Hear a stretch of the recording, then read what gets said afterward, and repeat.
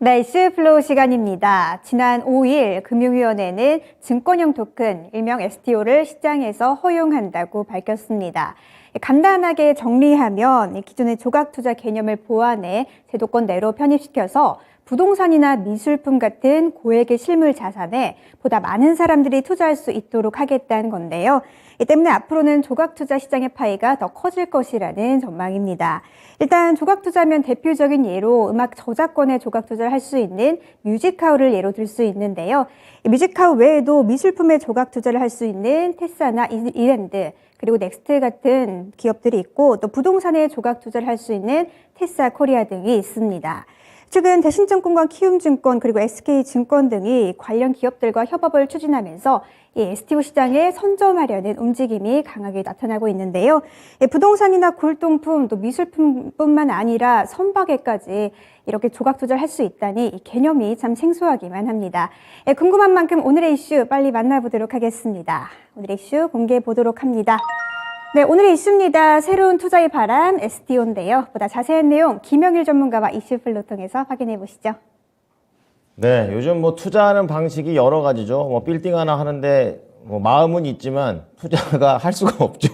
네, 그렇기 때문에 이렇게 조각으로 쪼개갖고 어떻게든 투자를 해보겠다. 그리고 그거를 이제 블록체인이 보고해주는 그런 시스템인데 관련해서 좀 더 자세하게 오늘 김영일 전문가께 이런 부분들 여쭤보겠습니다. 안녕하십니까? 네, 안녕하십니까? 네, 어제 이제 IPO에 이어서 오늘은 STO로 갑니다. 자, 플로우 나눠보도록 하겠는데요. 어떻게 우리가 또 수익을 얻을 수 있을지 보겠습니다. STO, 이거 뭘까? 그리고 STO 앞으로의 대한 성장성, 조각으로 해서 얼마나 돈을 벌 수 있을까? 이 생각도 좀 들고요. 마지막으로 STO 관련 종목들은 어떤 전략으로 갈지 좀 하나씩 보겠습니다. 네, 일단은 첫 번째 STO란 무엇일까? 네. 아마 조금 이제 생소하신 분들이 많으실 거고, 저도 이제 내용 보니까 굉장히 말들이 어렵더라고요. 그렇죠. 그래서 네. 조금 이제 풀어서 이야기를 하면, 네. 일단 이 토큰 증권이다라고 생각을 해주시면 될 것 같습니다. 그러면서 이제 이 분산 원장 기술을 활용을 해서 자본시장법상 증권을 디지털화한 거다. 라고 이제 이야기를 하는데, 네. 이 분산 원장 기술이라는 게 이제 블록체인의 핵심 기술입니다. 말이 어렵게 써놔가지고. 네, 그래서 이제 쉽게 이야기를 하면 네. 원래 이제 중앙 집합형의 이러한 이제 네트워크가 이제 참여자들끼리 공통적으로 네트워크를 만들어 나가면서 그렇죠. 계속적으로 이제 주고받는 형태의 이러한 이제 기술이다라고 생각을 해주시면 될 것 같고, 그러면서 이제 디지털 자산 측면에서는 증권이 아닌 디지털 자산, 소위 말하는 가상화폐들이죠. 네. 우리가 알고 있는 일전에 루나, 비트코인 이런 것들, 예. 이런 것들이 이제 가상 자산이고요. 이번에 나온 이 STO는 증권형 디지털 자산입니다. 그러면서 이 실물 증권과 전자 증권에 이어서 증권의 새로운 발행 형태다라는 점에서 토큰 증권으로 명칭을 정리했다라고 생각을 해주시면 될 것 같아요. 네. 그러면서 이번에 이제 정부에서 네. 이 토큰 증권 STO에 대해서 발행을 어느 정도 이 발행하고 유통하는 부분을 허용을 함으로써 정부에서 또 전격적인 지원들 그리고 이 앞으로 시장이 꾸준하게 커져 나갈 수 있을 것이라는 부분들, 이 STO 시장이라는 게 결론적으로는 증권, 가상자산 외에 또 새롭게 투자할 수 있는 그런 이제 자산이다 보니까 네. 그렇게 주목을 받고 있다라고 생각을 해주시면 될 것 같습니다. 궁금한 것이 그럼 이 STO 같은 경우에 나라에서 어쨌든 보장하는 부분이 있으니까 그렇죠. 예전에 그 사태 루나 사태라든지 이런 것처럼 약간 이게 불안할 거는 좀 적다라고도 생각할 수 있는 거죠. 불안할 게 없죠. 없다라고 왜냐하면 주식처럼 이제 법제화가 된다라고 생각을 해주시면 될 것 같고, 됐군요. 예. 이제 쉽게 이야기를 하면, 네. 이 STO라는 게 결론적으로는 IPO와 ICO의 장점을 어느 정도는 모아놓은 그런 형태다라고 생각을 해주시면 될 것 같습니다. 네. 그러면서 이제 보통 이 STO 같은 경우에는 기초 자산이 주식이나 혹은 이제 부동산, 미술품, 음원 등과 같이 네. 실물 자산, 가치 평가를 받고 있는 실물 네네. 자산을 통해서 증권이 발행이 된다, 증권 토큰이 발행이 된다라고 생각을 해주시면 될 것 같아요. 그러면서 지금 현재 이 가상 자산과 같이 24시간 투자가 가능하다라고 생각을 해주시면 될 것 같고, 그렇군요. 네. 그러면서 이제 사실 이 많이 조금 어려웠었던 부분 그리고 이제 불안했었던 부분이 무엇이냐라고 했을 때, 네. 이 ICO에서 약간의 이제 이 법제화가 되어 있지 않은 부분이었습니다. 이건 이제 사실. 코인 상장인 거죠. 그렇죠. 코인 네. 상장이고 IPO가 이제 증권 상장에 대한 그런 부분인데, 네.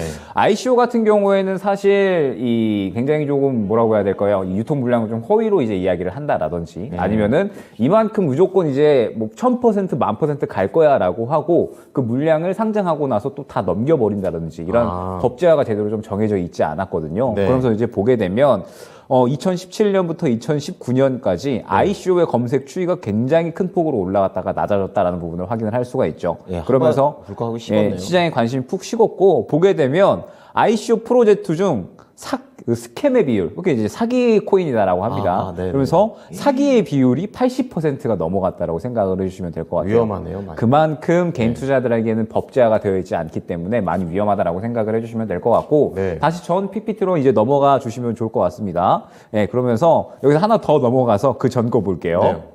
네, 그러면서 이제 이야기를 하자면 이제 이 STO 같은 경우에는 결론적으로 증권형 토큰이잖아요. 그래서 네. 실물 자산을 이제 기반으로 하기 때문에 우리가 예를 들면 빌딩이 있죠. 뭐 이제 뭐 강남에 엄청나게 큰 뭐 20층, 30층짜리 빌딩이 있다라고 했을 때 주인이 되고 싶죠. 가격이 또 어마어마하잖아요. 몇백억 하지 않을까요? 몇백억 수준이 아닌 걸로 알고 몇 천억 하는 건물도 몇 있죠. 천억 하는 것도 네, 있어요. 그렇죠. 그러다 보니까는 이제 이러한 빌딩들을 조각 투자를 할 수 있다는 부분이 중요한 겁니다. 아. 그러면서 이제 임대료 수익을 나눠서 분기당 배당을 받는다든지 이런 식의 수익도 좀 가져올 수가 있는 거거든요. 소소하네요. 네, 그래서 새로운 이제 형태의 좀 투자할 수 있는 그런 자산이 되지 않을까 생각이 되고 네. 그러다 빌딩을 또 이제 매입을 했어요. 조각 투자로. 그러면 또 나중에 매각이 될 때 이에 따른 또 시세 차이까지도 노려볼 수가 있다라고 생각을 해주시면 될 것 같습니다. 뭐 그 외에 이제 뭐 미술품이라든지 네. 최근에 이제 뭐 서울 옥션이나 K 옥션 같은 미술품을 주로 다루는 기업들이 많이 올라갔죠. 이미 이제 관련된 기업에서는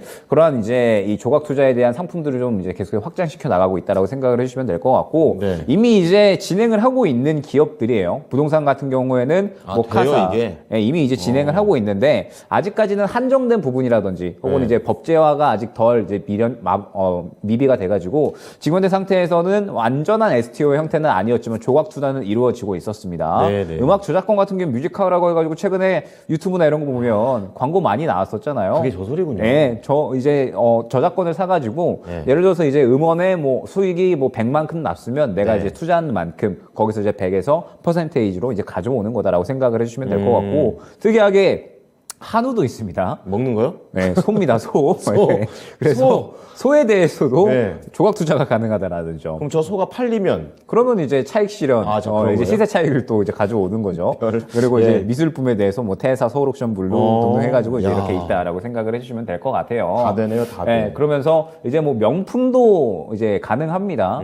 해외 쪽에서는 이미 이제 뭐 페라리 차가 굉장히 고가잖아요. 그럼요. 네, 그런데 뭐 페라리 차도 조각 투자를 한다라든지 네, 해외 쪽에서는 이미 좀 활발하게 사이드 투자가, 밀런 내 거야. 네, 이 정도까지 되는 거군요. 이루어지고 있다라고 생각을 해주시면 될 것 같습니다. 네네. 그러면서 이제 이 STO를 전면적으로 허용을 한다라고 하는 거는 네. 이제 모든 자산을 쪼개가지고 투자가 가능하다라는 그렇죠. 겁니다. 예. 그럼 사실상 이제 뭐 우리가 지금 입고 있는 이 옷도 어느 정도 이제 자산화할 수 있다라는 거지만 투자 매력도는 없겠죠. 다만 이제 그러한 가치만 의미에서 있다면야 뭐. 폭넓게 이제 투자를 할 수 있다라고 생각을 해주실 것 같습니다. 네, 그러면서 저희 담당 PD가 전문가님 입으면 가치가 올라간다.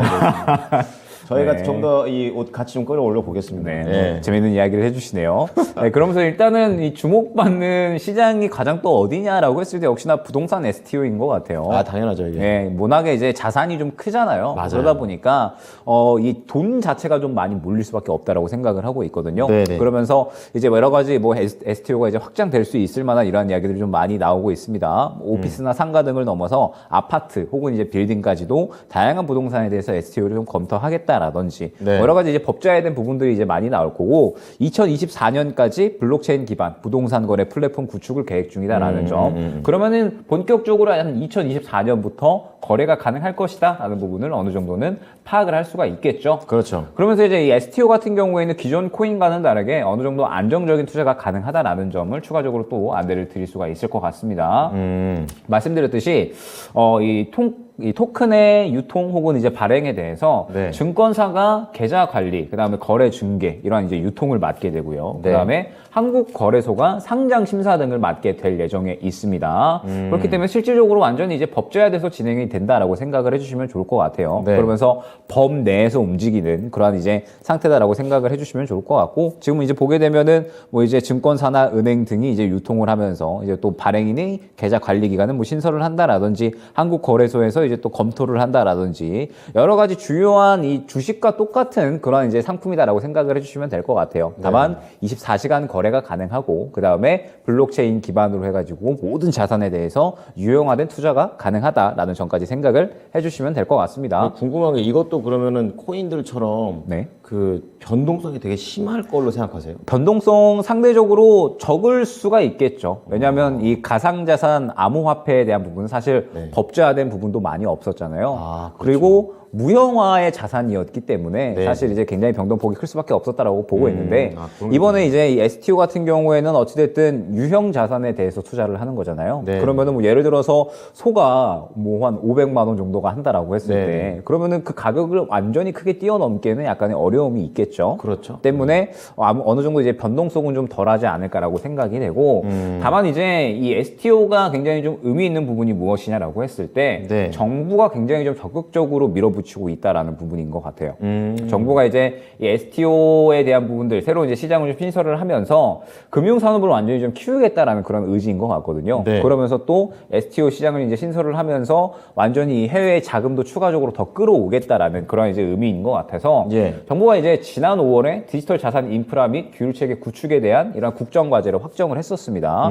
그런데 이제 1년도 채 안 돼서 이번에 STO를 전면 허용하겠다라고 이야기를 한 거거든요. 네. 그러면은 그만큼 지금 현재 상태에서 정부는 이 투자 시장에 대한, 그리고 이 디지털 자산 시장에 대한 관심도가 굉장히 높다라고 생각을 해주시면 될 것 같습니다. 네. 그러면서 이제 뭐 정부에서는 완전히 이 팍팍 지원을 해줄 그러한 사업이 아닐까라고 생각이 돼요. 뜨겁네요, 네. 그러면. 네, 그러면서 이제 완전히 좀 투자하는 활성화 될 것으로 보고 있고, 네. 그다음에 이제 글로벌 토큰 시장이 작년에 한 382조 원 수준이었습니다. 그런데 2027년까지는 약 한 9,400조 수준으로 성장을 할 거다라고 생각이 되거든요. 9,400조요? 그렇죠. 그러면 한 4년 만에 거의 이제 20, 30배 정도가 이제 성장을 하는 거다라고 와. 생각을 해주시면 될 것 같아요. STO 시장은 앞으로 이제 상당히 조금 예. 커질 수가 있다라고 생각을 해주시면 될 것 같고, 어찌됐든 지금 이제 이 상태에서 보게 되면 이 STO라는 거는 새롭게 기대감이 떠오르고 있는 그러한 산업이고, 그다음에 네. 정부에서 적극적으로 지원을 해주고 있기 때문에 아마 시장에서 앞으로 좀 꾸준하게 다루어질 수 있는 그러한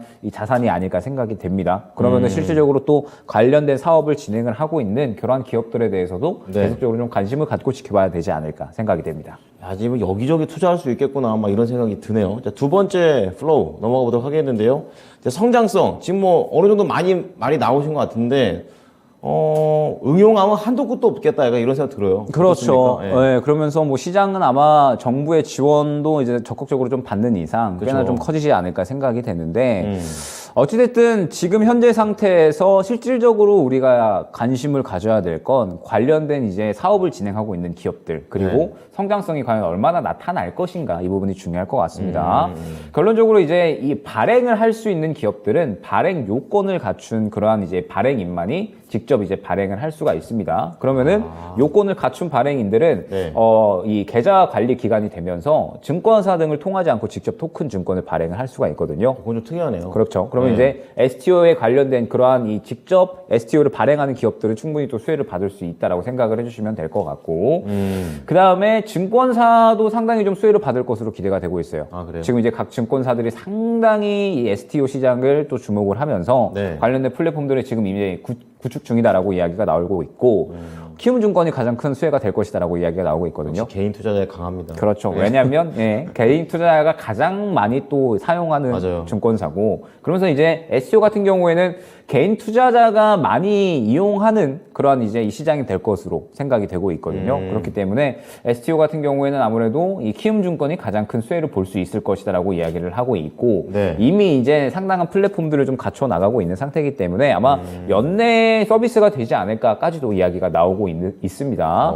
모바일 이제 MTS로 네. 영문에서 STO를 거래할 수 있도록 연내에 서비스할 예정이다라고까지도 이야기가 나오고 있어서 네. 아마 곧 이제 이 STO는 거래가 가능해지겠구나. 그러면 이제 우리가 당장 조각 투자도 가능해지겠구나라는 그런 이제 생각을 해주시면 될 것 같습니다. 네.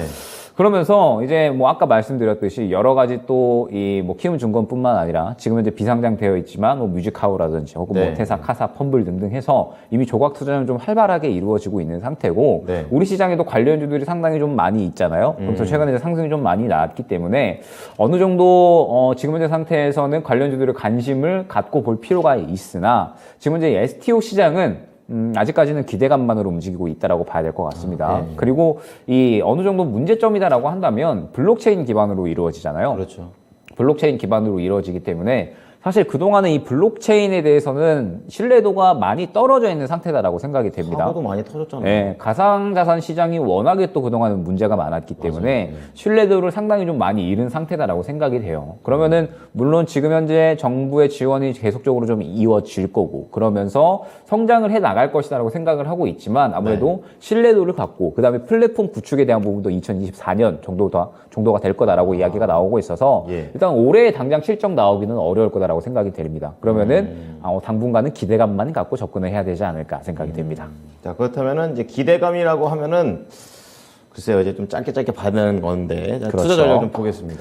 네, 말씀드렸듯이 지금 현재 상태에서 시장에서는 완전히 좀 기대감만 있는 그런 섹터다라고 생각을 하고 있거든요. 그렇기 때문에 일단 단기적인 트레이딩만으로 접근을 해야 될 건데 네. 단기로 끝날 섹터는 절대 아니다라는 생각이 듭니다. 근데 자리 잡을 때까지는 그러자는 거잖아요. 그렇죠. 네. 자리 잡을 때까지는 계속적으로 단기 네. 트레이딩을 해야 될 거고 우리가 항상 이제 이러한 섹터들을 접근을 할 때 테마가 형성이 되잖아요. 그렇죠. 그리고 그런 이슈가 나올 때 테마가 형성이 되는데 이슈는 아마 정부의 이야기가 조금 주요하게 되지 않을까. 지금 이제 초반에는요? 정부에서 계속적으로 지원에 대한 이야기들이 나오고 있기 때문에 네. 아마 이제 차근차근 법제화가 될 거고요. 그러면서 이제 시장이 형성이 된다라고 했을 때 관련주들도 또한 이제 탄력이 나올 겁니다. 지금 네. 이제 관련주들 상승 나오는 거 보면 뭐 갤럭시아 머니트리 아, 오랜만에 듣네요. 그렇죠. 이제 갤럭시아 모니터리 자회사, 갤럭시아 SM의 자회사, 갤럭시아 넥스트가 STO 발행 사업을 진행을 하고 있거든요. 새끼를 치고 예, 그래서 이제 관련주들이 크게 상승이 나오는 건데 지금 이 STO 관련주들은 크게 상승이 이미 많이 나왔습니다. 네네. 때문에 일단은 우리가 어제 다루었던 이 AI 관련된 종목들도 마찬가지겠지만 지금 이 두 섹터군이 사실 지나치게 상승이 많이 나왔어요. 기대감에 의해서. 네. 그런데 두 섹터 다 단기적으로 눌림 구간이 나오게 되면 말씀드렸듯이 시장에서 계속 이야기가 될 수밖에 없는 섹터다라고 보고 있거든요.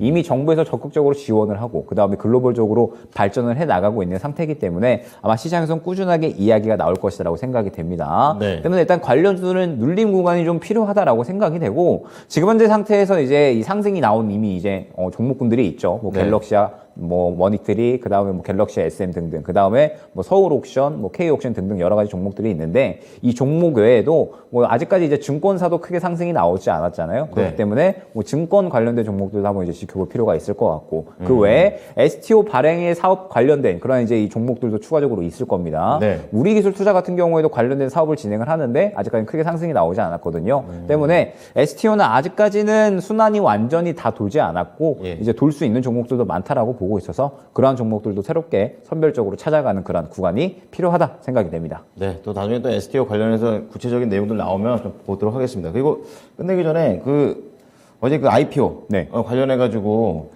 이제 꿈비 얘기도 해주셨잖아요. 그렇죠. 지금 아직도 상한가예요. 그래가지고 수급이나 이런 거 측면에서 지금 괜찮게 들어오는 겁니까? 일단 오늘 바로 상한가 갔기 때문에 뭐 내일 따사 확률이 굉장히 좀 높아졌다라고 생각이 되고 아마 이제 추가적으로 탄력이 나오게 되겠죠. 네. 그러면은 이러한 꿈비 같은 종목들은 어떻게 접근을 하면 되느냐? 예. 눌림 구간이 중요하다라고 생각을 해주시면 됩니다. 그쵸. 지금 이제 스튜디오 미르 어제 이야기를 했었는데 맞아요. 예. 스튜디오 미르도 지금 살짝 눌리고 있거든요. 그런데 만약에 여기서 저는 조금 더 눌리게 된다라고 했을 때는 접근도 충분히 가능하겠다라고 생각이 되고 2월달 시작은 계속해서 말씀드리지만 신상장주가 수급이 살아있는 한 그리고 어느 정도 첫날에 수급이 들어오면서 약간의 눌림 구간을 만들어주게 되면 네. 아마 우리 이 개인 투자자분들 시청자님들께서도 굉장히 접근하기 좋은 매력적인 섹터가 될 수 있으니까 신상장주는 항상 관심을 갖고 지켜보셔라 안내드리도록 하겠습니다. 네, 안 그래도 지금 스튜디오 위로 보는데 요렇게 해서 눌려가면서 수급이 만들어지는구나 라는 거를 이제 아직 덜 눌린 것 같아요. 덜 그런데. 눌렸어요. 근데 네. 좀 더 실질적으로 좀 체크하는 것 같아서 신기하고 재미있습니다. 오늘 내용 잘 들었습니다. 감사합니다. 네, 감사합니다. 자, 오늘은 STO와 관련해서 투자 전략 그리고 어떤 부분들로 확장성이 있을 수 있을지 우리 김영일 전문가와 알아봤습니다.